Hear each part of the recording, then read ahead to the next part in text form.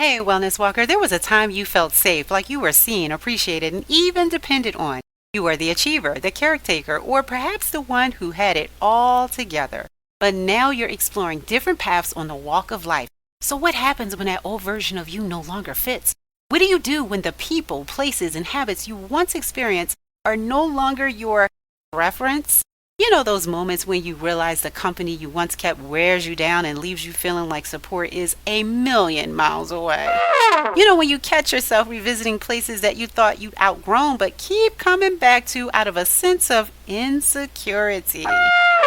You know when those habits that no longer serve your well-being creep back in out of seemingly nowhere and leave you wondering, is change even possible? You've changed, you've stretched, and the path you're on, well, it's getting bigger. The next chapter, that is already calling you. So why hang on to yesterday's version of you when the only thing the future is waiting on is your courage? If this is resonating with you, stay tuned because today's Pep Talk Walk is inspired to help you walk it out. Let's walk it out, y'all. Let's be real. This version of you, the one standing on the edge of what was and what could be, this version is brave. This version is awakening. And this version is learning to listen to what the body, mind, and spirit needs. But growth can be noisy, messy, and even exhausting. So how do you facilitate self-care while you're transforming? Today, I'm sharing 3 practical self-care tips to help you stay grounded and focused as you move from the old version of yourself into the new one, the one you're becoming. Now, these tips are here to support your transformation so you can sustain your growth, not just start it.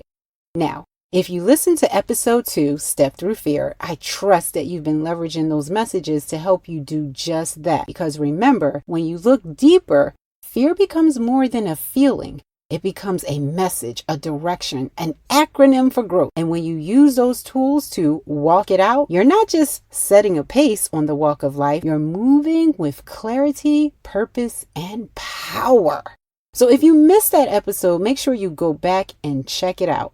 But today, we're stepping in a whole new layer of growth by way of 3 self-care tips with strategies that you can apply immediately. So let's talk about each one. Feels like sunshine.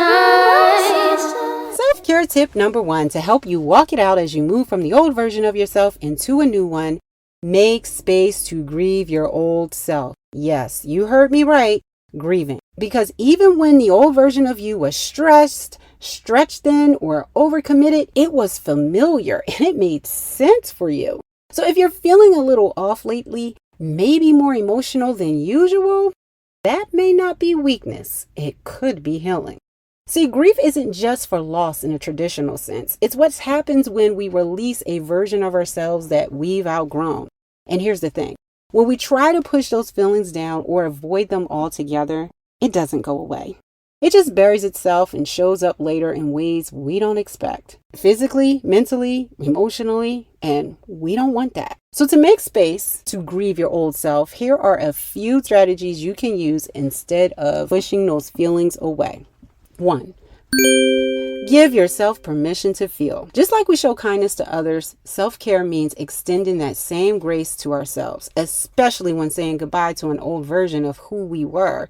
You could try saying something like, I appreciate who I was and what I did to get here. Now I release what I no longer need. It's that simple. You can thank yourself, forgive yourself, acknowledge the struggle, and let it rest. 2. Create a then and now journal. Set aside 10 to 15 minutes each week to reflect on one pattern, role, or belief you're releasing and what new mindset or behavior you're embracing in its place. This practice helps you honor your transition without judgment. You can use question prompts to journal like, what beliefs no longer serve me? What habits kept me feeling safe but stuck? What version of myself felt familiar even though it was unhealthy? Bringing an awareness to these answers gives you a space to reflect and grieve and also offer yourself some compassion as you grow. 3, limit your exposure to old triggers. Protect your space by stepping back from people, environments, or habits that pull you into your old patterns you no longer want. You can't fully grieve and grow if you're still actively showing up as the version you're trying to release. Letting go requires distance and the courage to choose differently. You can do this by taking a social media break, creating new routines, and setting new boundaries with people. When applied together, these protect your energy and reduce emotional triggers that you might have, and they reinforce the version of you that's emerging, the one that you want to experience on the walk of life. Those are just a few strategies that I have, but what about you? How do you make space to honor and release the old version of yourself? Take a moment to pause, reflect, and drop your favorite practice in the comments. I'd love to hear what's been working for you. And when you're ready, let's jump on to tip number 2 because we're just getting started.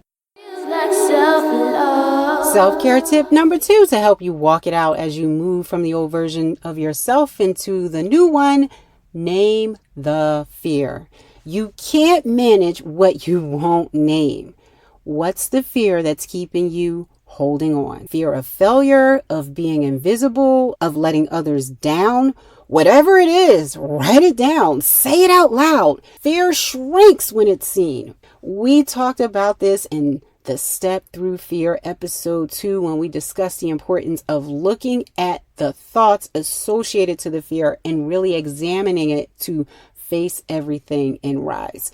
Fears actually shrink when we face them because the exposure takes the mystery out of the unknown. And when you step through fear and lean in to those hard conversations, you start to rewrite the entire story that you've been telling yourself. What once felt like something that was overwhelming just begins to feel like something that's manageable. And a lot of times you'll realize that what you were thinking about was so small.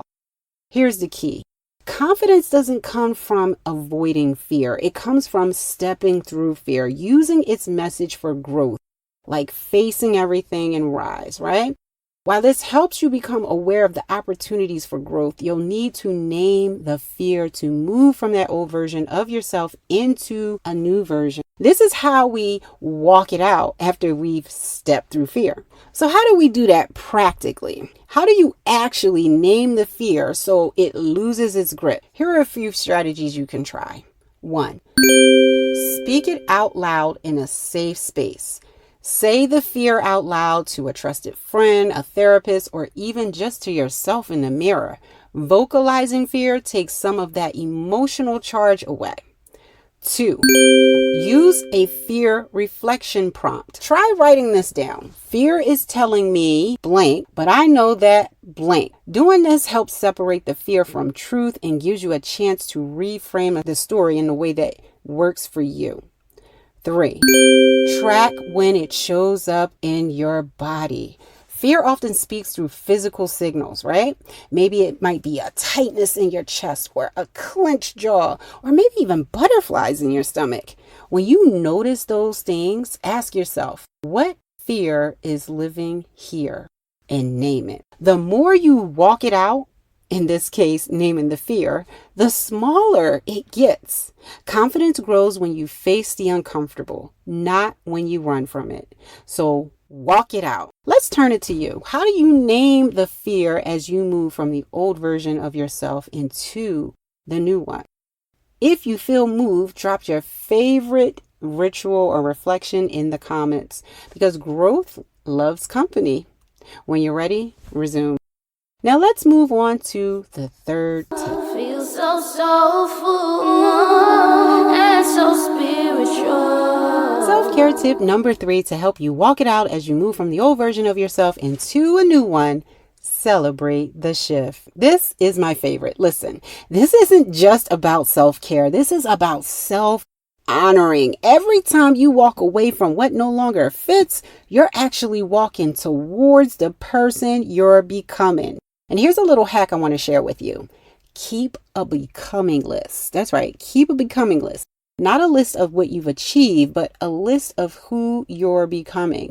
Maybe it's more patient. Maybe you want to be more bold. Perhaps you want to express yourself more freely, or maybe you want to become a healthier person physically and mentally. Look, when you have visibility to who you're growing into, it's so much easier to recognize the people, places, and habits that may not be in your best interest. And to help you nurture that, here are 4 strategies to celebrate and honor your growth. 1, write a letter to your new self. This is easy. Just take a moment to celebrate your growth by writing to the emerging version of you, encouraging them, honoring their journey, and affirming what lies ahead. No one knows you better than you, so who better to write a letter to you than you? 2, take yourself on a milestone date. That's right. Treat yourself to a solo adventure, maybe a hike, a spa, a museum visit, or go to a cozy cafe, whatever your fancy. Just do something your new self would love. And it's great when you do this, and it's something that old version of you would never do. 3, name the shift. Now, this could be really fun because this is really you coming into self-awareness of this chapter of your life and giving it a name.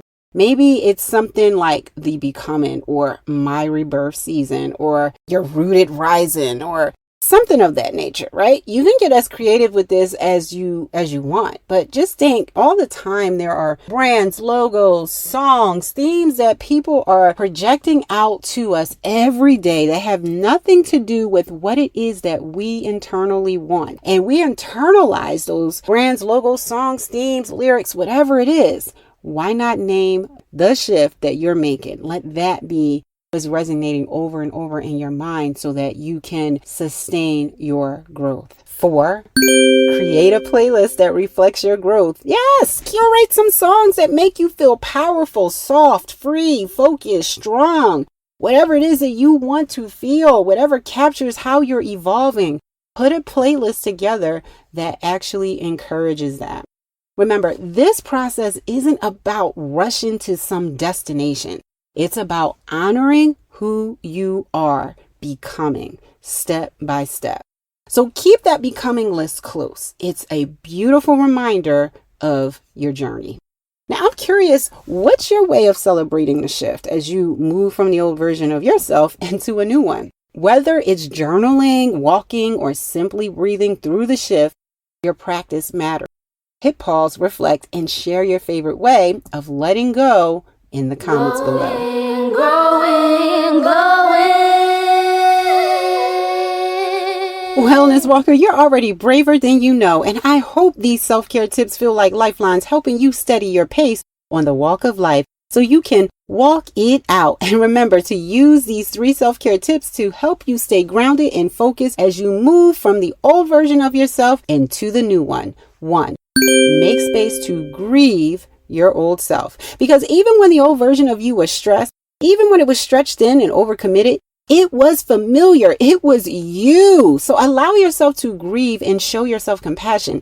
It's not only an act of self-care, it's an act of self-love. 2, name the fear, because you can't manage what you won't name. So figure it out, name it, write it down, look at it, say it, whatever it is. The more you confront it, the smaller it becomes, and its power, that gets redistributed where it rightfully belongs, right with you. 3, celebrate the shift. Remember, this is bigger than self-care. This is about self-honoring. Find the ways that work for you to honor the person you're becoming and do just that. Okay. If you remember nothing else, remember this: when people, places, and habits make you doubt, breathe deep, stand tall, and walk it out. That's it for today's pep talk walk. But you keep showing up for yourself. Keep shining your truth. Trust your steps. Trust your timing, even when the path feels unclear. And I'll meet you on the next walk for another pep talk, ready to remind you of your strength. Full potential.